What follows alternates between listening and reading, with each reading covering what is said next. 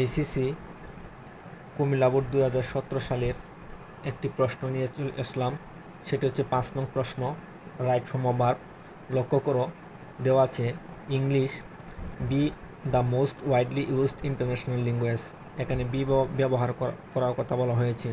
B মানে হচ্ছে am, is, are, was, were. তাহলে এখানে কোনটা হবে? যেহেতু এটা একটি স্বাভাবিক ঘটনা, আমরা জানি সাধারণত কোনো কাজ হয় বা হয়ে থাকে, বা স্বাভাবিক কোনো ঘটনা হলে সেটা প্রেজেন্ট ইনডিফিনিট টেন্স হয়। যেমন ইংরেজি আমাদের মাতৃভাষা, ইংরেজি একটি আন্তর্জাতিক ভাষা, বাংলা আমাদের মাতৃভাষা। আমরা সকালে উঠি, ঘুম থেকে উঠি, রাতে ঘুমাই, এগুলো স্বাভাবিক ঘটনা, এগুলো প্রেজেন্ট ইনডিফিনিট টেন্স হয়। সেই হিসাবে এটা প্রেজেন্ট ইনডিফিনিট টেন্স, তাই এম, ইজ, আর থেকে ইংলিশের সাথে ইজ হবে। It dash learn to communicate with the foreigners for various purposes. বিভিন্ন উদ্দেশ্যে এটি শেখা হয়। তাহলে ইট মানে হচ্ছে ইংলিশ, তাহলে ইংলিশ এ লার্ন অর্থ কি? শিক্ষা করা। তো ইংলিশ তো শিক্ষা গ্রহণ করে না, বরং অন্যের দ্বারা ইংলিশ শেখা হয়। তো এই সাবজেক্ট কিন্তু এই লার্নের কাজটি করছে না, বিদায় এইটা হবে পেসিভ ভয়েসে। পেসিভ ভয়েস হলে হবে ইট ইজ লার্নড। প্রেজেন্ট ইনডিফিনিটেন্সে পেসিভ ভয়েস করতে হলে এম, ইজ, আর দিয়ে পরে ভার্বের ভিত্তি দিতে হয়। এখানে it is learn to communicate with the foreigners for various purposes such as maintain to cooperation, coexistence and exchanging business information. একটা জিনিস লক্ষ্য করো, এখানে এন্ড রয়েছে।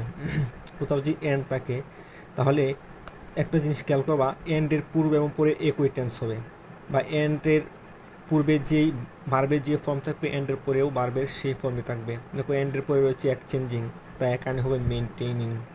যদি এখানে থাকে টু এক্সচেঞ্জ তাহলে এখানে হতো টু মেনটেন, সেই হিসাবে এখানে মেনটেনিং হবে।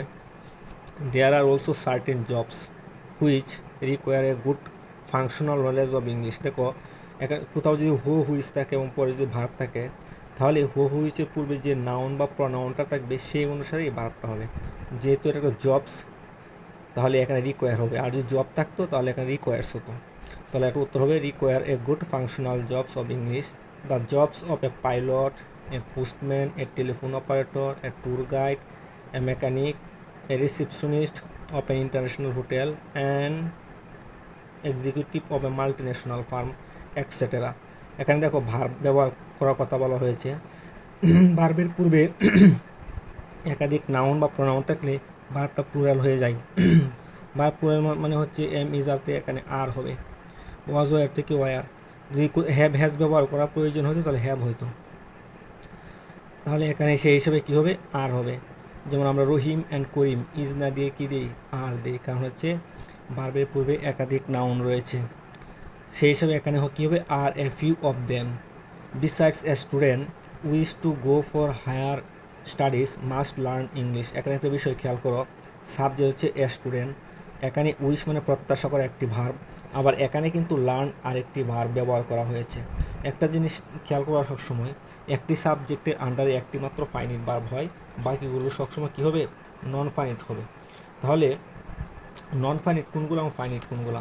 এক্ষেত্রে দেখো, লক্ষ্য করো, ফাইনিট ভার্ব হচ্ছে যদি দেখো যে ভার্বের বি ওয়ান আছে কোথাও, তো বি টু আছে, বা অক্সিলারি ভার্বের পরে ভার্বের বি থ্রি আছে, বা অক্সিলারি ভার্বের পরে যদি দেখো ভার্বের সাথে আইএনজি আছে, তাহলে এগুলো হচ্ছে ফাইনিট ভার্ব।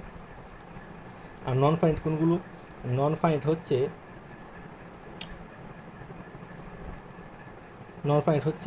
যদি কোথাও দেখো টু প্লাস ভার্বের ওয়ান আছে তাহলে সেটা নন ফাইনিট। যদি কোথাও দেখো অক্সিলারি ভার্ব না থাকে, অক্সিলারি ভার্বের পরে যদি ভার্ব থাকে তাহলে তো সেটা হয়ে যাবে ফাইনিট ভার্ব। কিন্তু অক্সিলারি ভার্ব না থেকে শুধু যদি একা একা ভার্বের ভিত্তি থাকে সেটা নন ফাইনিট ভার্ব হয়ে যাবে। অক্সিলারি ভার্বের পরে ভার্বের সাথে আইএনজি থাকলে সেটা ফাইনিট ভার্ব, কিন্তু অক্সিলারি ভার্ব ছাড়া যদি কোথাও দেখো যে ভার্বের সাথে আইএনজি আছে সেটা নন ফাইনিট ভার্ব। আরেকটি আছে হ্যাভিং প্লাস ভার্বের ভিত্তি, ওইটা আমরা এখন বলতে চাচ্ছি না। তোমাদের রাইট ফর্মের যে প্রশ্নগুলো আসে ম্যাক্সিমাম এই তিনটা থেকে চলে আসে। এই তিনটার মধ্যে সবচেয়ে বেশি আসে এই দুইটা নিয়ম থেকে, তাই এই দুইটা নিয়ম আমি শেখাবো। তাহলে যদি দেখো কোথাও যে একটি সাবজেক্ট আছে তার আন্ডার একটি ফাইনিট ভার্ব রয়েছে, কিন্তু আর একটি ভার্ব ব্যবহার করার প্রয়োজন পড়ছে, তাহলে বাকিগুলো হবে নন ফাইনিট ভার্ব। দেখো যদি আমরা এরকম বলি, আই ওয়েন্ট টু স্কুল, আমি স্কুলে গিয়েছিলাম, এখানে অ্যাটেন্ড বললাম, ব্যবহার করো ভার্বটা অ্যাটেন্ড টু দ্য ক্লাস। তাহলে এখানে ওয়েন্ট এটা ভার্বের বি টু, গো যে আছে গোয়ের বি টু ফর্ম হচ্ছে ওয়েন্ট, গন হচ্ছে বিক্রি। তাহলে বি টু ফর্ম তাহলে ফাইনিট ভার্ব আমরা একটা ব্যবহার করে ফেলছি এই সাবজেক্টের আন্ডারে, এবং আরেকটি ভার্ব ব্যবহার করার কথা বলা হচ্ছে, তাহলে একটা নন ফাইনিট হবে। তাহলে আমরা কি দিব, গোয়িং দিব না ভার্বের বিটি দিব, নাকি টু প্লাস ভার্বের বেস ফর্ম দিব। এখানে একটা জিনিস, যদি উদ্দেশ্য বোঝায় কোনো সেন্টেন্স দ্বারা যদি উদ্দেশ্য বোঝায়, উদ্দেশ্য বোঝালে এটা হবে উদ্দেশ্য। যদি সেন্টেন্সটা দ্বারা উদ্দেশ্য বোঝায় তাহলে টু প্লাস ভার্বের বেস ফর্ম হবে। উদ্দেশ্য না বুঝে চলমান বোঝায়, চলমান যদি বোঝায় বা অবস্থানরত এরকম যদি কিছু বোঝায় তাহলে ভার্বের সাথে আইএনজি হবে। তাহলে এখানে কি আই ওয়েন্ট টু স্কুল, আমি স্কুলে গিয়েছিলাম। টু অ্যাটেন্ড মানে টু অ্যাটেন্ড অর্থ হচ্ছে কি উপস্থিত হতে, attend in the class, attend in the class, ক্লাসে উপস্থিত হওয়ার উদ্দেশ্যে কি আমি বিদ্যালয়ে গিয়েছিলাম। তাহলে উদ্দেশ্য বুঝে টু প্লাস ভার্বের বেস ফর্ম হবে, উদ্দেশ্য না বুঝালে ভার্বের সাথে আইএনজি হবে। এখানে একটা এক্সাম্পল লক্ষ্য করো, he dash his breakfast went to school. দেখো এখানে হি সাবজেক্ট আছে এবং ওয়েন্ট এটা ভার্বের বিটোতে ফাইনিট ভার্ব ব্যবহার করা হয়েছে এবং আরেকটি ভার্ব ব্যবহার করার প্রয়োজন পড়তেছে, তাহলে এটা নন ফাইনিট হবে। তাহলে নন ফাইনিট হলে তাহলে টু প্লাস ভার্বের বেস ফর্ম হবে নাকি আইএনজি হবে। দেখুন এখানে তো উদ্দেশ্য বোঝাচ্ছে না, যদি আমি দিই হি টু টেক হিজ ব্রেকফাস্ট তাহলে হবে কি সে ব্রেকফাস্ট গ্রহণ করার উদ্দেশ্যে বিদ্যালয়ে গিয়েছিল, কিন্তু অর্থটা তো ভুল হয়ে যায়। বরং অর্থটা এরকম হবে হি টেকিং হিজ ব্রেকফাস্ট, সে ব্রেকফাস্ট গ্রহণ করে স্কুলে গিয়েছিল। এখানে লক্ষ্য রাখবা উদ্দেশ্য বুঝালে টু দিবা, আর উদ্দেশ্য না বুঝালে বা চলমান বুঝালে তাহলে ভার্বের সাথে আইএনজি দিবা। ভার্বের বৃত্তি এখন আপাতত পড়া দরকার নেই, কারণ ভার্বের বৃত্তি থেকে প্রশ্ন কম এসে থাকে। তাহলে এটা কি হবে, এ স্টুডেন্ট উইশিং হবে, এটা টু উইশ না। For higher studies must learn English because the books on advance education are mostly write in English. একটা জিনিস খেয়াল করো, যদি কোথাও দেখো বি ভার্ব আছে তাহলে বি ভার্বের পরে সবসময় মনে রাখবা হয় ভার্বের সাথে আইএনজি হবে নাহলে ভার্ব বৃত্তি হবে। কোথাও যদি দেখো বি ভার্ব আছে তাহলে এই হয় এটা হবে নাহলে এটা হবে, তাহলে কখন কোনটা হবে। যদি সেন্সটা পেসিভ ভয়েস হয় তাহলে ভার্ব বৃত্তি হবে, আর অ্যাক্টিভ ভয়েস হলে ভার্বের সাথে কী হবে আইএনজি হবে। পেসিভ ভয়েস কীভাবে বুঝবা, যদি পুরো সাবজেক্টের কাজ করার ক্ষমতা না থাকে, অর্থাৎ যে ভার্বটা থাকবে সেই ভার্বটার কাজ করার ক্ষমতা যদি সাবজেক্টে না থাকে, যেমন দেখো এখানে রাইস ইজ, এখানে ইট ব্যবহার করার কথা বলা হয়েছে, তাহলে এটা কী হবে, তো রাইস তো আর খাওয়ার ক্ষমতা নাই, বরং অন্যের দ্বারা খাওয়া হয়, এখানে পেসিভ ভয়েস হবে রাইস ইজ ইটেন হবে। যেমন ওয়ার্ক ইজ কমপ্লিট, তাহলে কমপ্লিট ব্যবহার করার কথা বলা হয়েছে, তাহলে কমপ্লিটেড হবে পেসিভ ভয়েস, কারণ হচ্ছে ওয়ার্ক তো আর কমপ্লিট করার ক্ষমতা নাই, বরং ওয়ার্কটা অন্য দ্বারা কী হয় কমপ্লিট হয়, এখানেও কমপ্লিটেড হবে। সিমভাবে the books on advance education, advance এডুকেশনের উপর বই, অ্যাডভান্স এডুকেশনের উপর বই তো আর নিজে নিজে লেখে না, বরং তো অন্য যারা লিখিত হয়, এ কারণে কি মোস্টলি রিটেন ইন ইংলিশ, এটা হবে উত্তর। তাহলে এটা রিটেন হবে উত্তর, তাহলে এখানে উত্তরটা হয়ে যাবে কি written in English. So the importance and demand of learning English in our country can in no way। তাহলে দেখো একটা জিনিস, যদি কোথাও মডেল অক্সিলারি ভার্ব দেখো তারপরে যদি ভার্ব ব্যবহার করার প্রয়োজন পড়ে তারপরে ভার্বের বেস ফর্ম হবে, কিন্তু মডেল অক্সিলারি ভার্বের পরে যদি আবার বি থাকে তাহলে কিন্তু ভার্বের বৃত্তি হবে। এই যে মডেল অক্সিলারি ভার্বের পরে ভার্বের বৃত্তি হ্যাভ বা বি থাকলে ভার্বের বৃত্তি হয়, কিন্তু মডেল অক্সিলারি ভার্বের পরে কিন্তু ভার্বের বেস ফর্ম বসে। যেমন উই শুড পুট, এখানে শুড আছে পুটই হবে।